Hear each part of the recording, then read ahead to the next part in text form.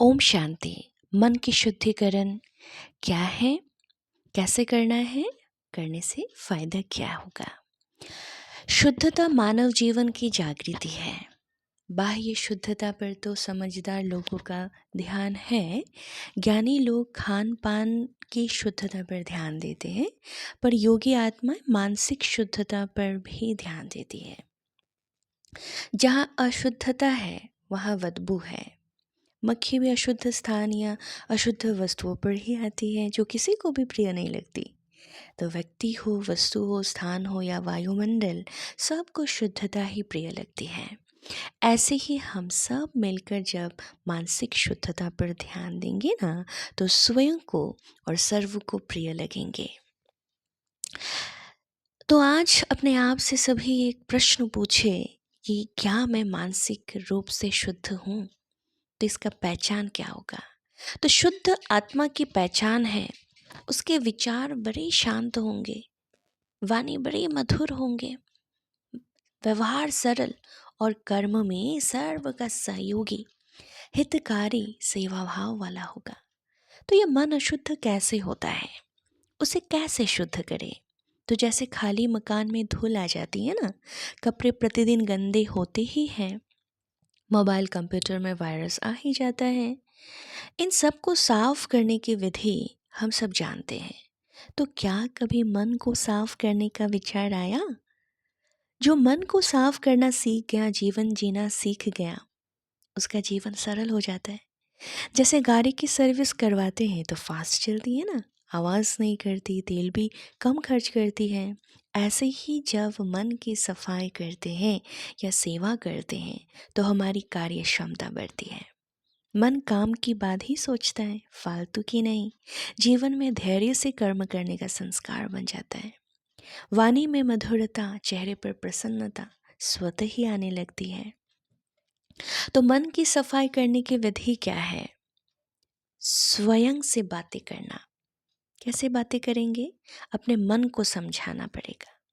स्वयं से स्वयं बात करें कि हे मन, क्या विचार कर रहे हो। मन कहेगा, कल मेरे को उसने बुरा बोला, अपमान किया, सम्मान नहीं दिया, वो मुझे चुभ गया, मुझे अच्छा नहीं लगा। तो ऐसे ऐसे बात घूम रही होती है जो मन को अशांत कर रहा होता है। तो मन को समझाना है कि हे मेरे प्यारे मित्र मन, संसार के कुछ नियम है, उस नियम को समझ। तो वो नियम क्या है?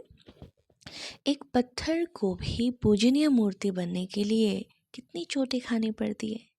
जिनको भी तुम आदर्श मानते हो, उन्होंने भी भला बुरा सुना था, चाहे विवेकानंद हो, चाहे ब्रह्मा बाबा हो, मम्मा हो, दादिया हो। ये तो विधि का विधान है। लोग तो भगवान को भी गाली देते रहते हैं। क्या वे सब तेरी तरह परेशान हुए, चिंता करी? क्या उन्होंने कभी किसी को कटु बोला, किसी की निंदा करी या बदला लिया? उन सब ने निंदकों को गले लगाया, सबकी महिमा कर सम्मान दिया, उसका दिल जीता, तो उदाहरण मूर्त सम्मानीय बन गए।